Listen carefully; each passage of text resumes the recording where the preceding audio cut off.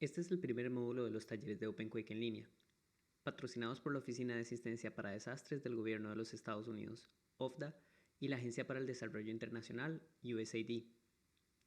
En la introducción, seguimos las instrucciones para la correcta instalación de las herramientas que vamos a utilizar en los talleres. También vimos una descripción de las capacidades de OpenQuake y referencias importantes donde podemos encontrar más información relevante a la estimación del riesgo sísmico. Ahora vamos a continuar con el marco teórico preliminar sobre la modelación de campos de movimiento del terreno. La sesión está compuesta de esta manera.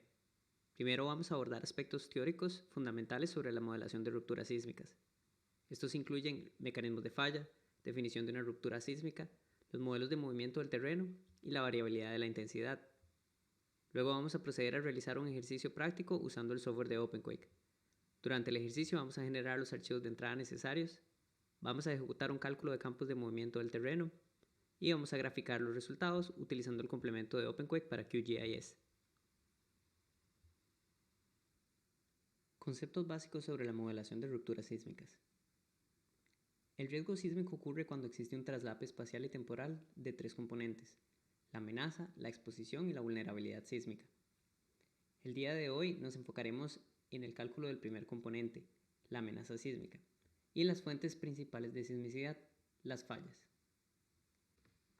Una falla es un plano de discontinuidad en la corteza terrestre, que se genera cuando dos bloques de tierra tienden a moverse independientemente uno del otro.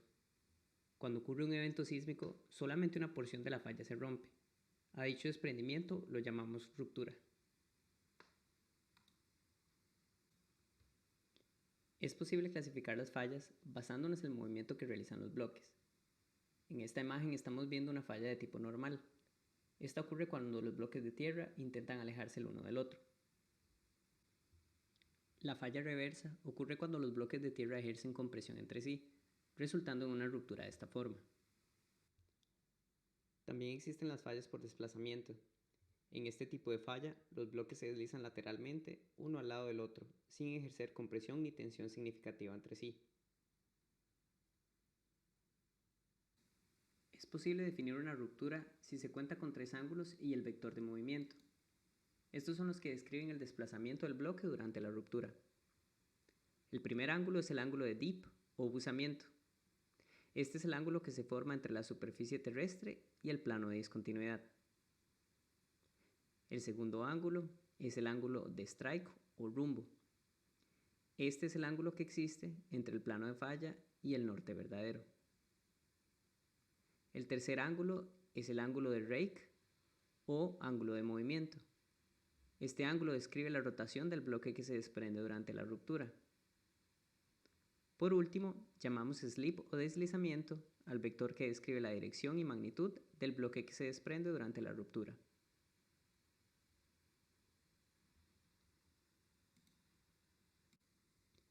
El día de hoy veremos que, si adicional a estos ángulos conocemos otras características de la ruptura, como el tipo de falla que la genera, la magnitud y la geometría de la misma, es posible calcular la intensidad con la que se siente la agitación del terreno debido al evento sísmico. Llamamos campos de movimiento del terreno a la distribución de la intensidad de agitación en el espacio. Un campo de movimiento del terreno describe la intensidad con que se siente la agitación en una serie de lugares, definidos por una longitud y una latitud, tal y como lo muestra esta imagen. Lo que nos permite calcular esa intensidad, si conocemos las características de la ruptura, son los llamados modelos de movimiento del terreno. Los modelos de movimiento del terreno, o GMPs por sus siglas en inglés, intentan predecir qué tan fuerte se va a sentir la agitación del terreno en caso de que ocurra un terremoto. Tomemos el ejemplo del modelo que tenemos en esta imagen. Como es común en estos modelos, en el eje X tenemos el parámetro de distancia con respecto a la ruptura, mientras que en el eje Y tenemos la intensidad con que se siente la agitación del terreno.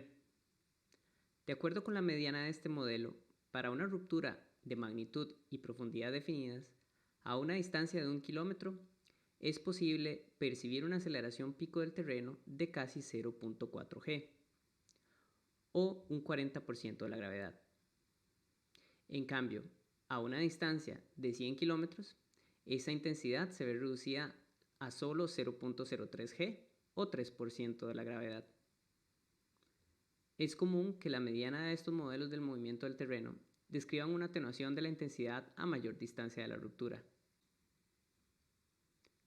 La manera con que medimos a qué distancia nos encontramos con respecto a la ruptura puede variar entre distintos modelos de movimiento del terreno.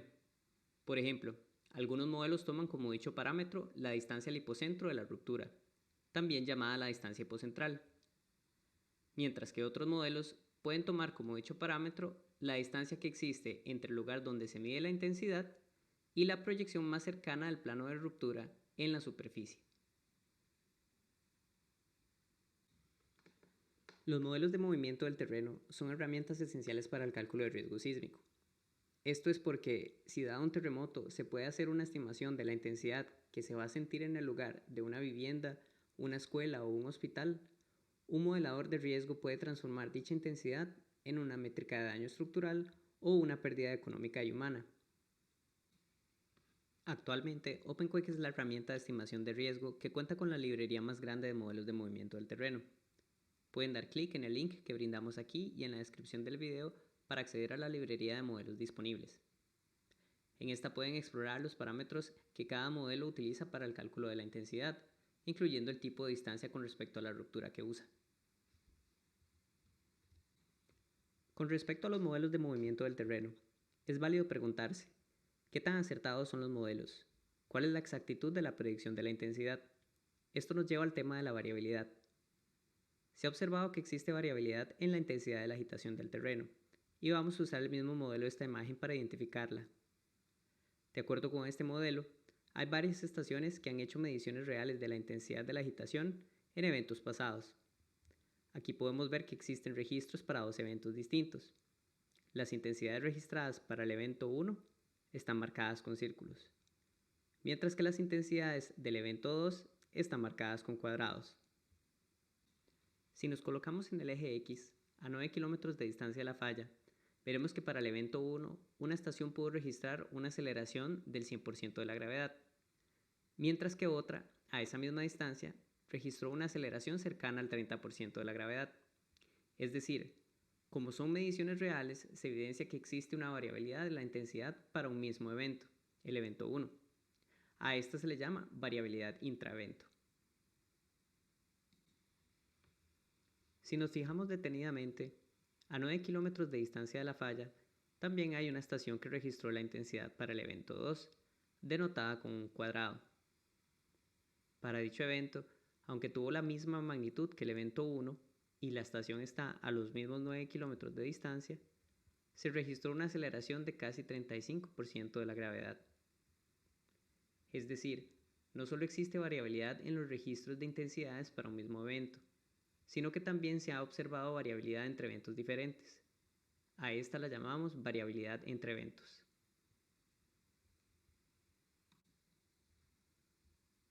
En conclusión, en la realidad las intensidades tienen una variabilidad intrínseca y predecir exactamente la agitación del terreno no es posible debido a la complejidad del fenómeno sísmico y del medio en el cual se propagan las ondas. Debido a esto, a la hora de hacer un cálculo de amenaza o riesgo sísmico, es necesario considerar esa variabilidad. Una técnica común empleada por los modeladores es asumir que, si una estación pudiera registrar miles de intensidades a lo largo del tiempo, provocadas por miles de eventos sísmicos, un histograma de dichas intensidades seguiría una distribución normal o gaussiana, como la muestra en esta imagen. Es decir, si pudiéramos registrar una gran variedad de intensidades, la mayoría seguirían una tendencia central o estarían cerca de la media. Pero al mismo tiempo encontraríamos algunas que estarán muy por encima de la media o muy por debajo de la media, con un nivel de dispersión descrito por el modelo de movimiento. En el ejercicio de hoy, veremos justamente que la técnica para considerar la variabilidad de la intensidad en el cálculo de un escenario sísmico es generar no una, sino miles de simulaciones de campos de movimiento del terreno utilizando el software de OpenQuake.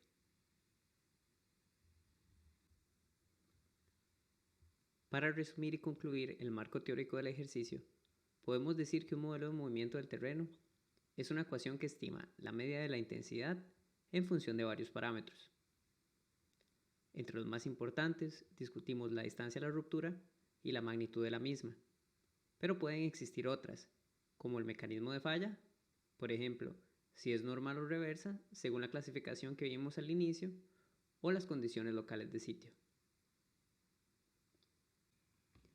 Y por último, discutimos que para modelar correctamente un escenario sísmico, no sería suficiente calcular un campo de movimiento del terreno, considerando solo la medida de la intensidad, tal y como se muestra en esta imagen. Para ser más realistas, deberíamos generar miles de campos de movimiento del terreno, en los cuales las intensidades calculadas en cada sitio sean el resultado de la mediana más una componente de variabilidad aleatoria.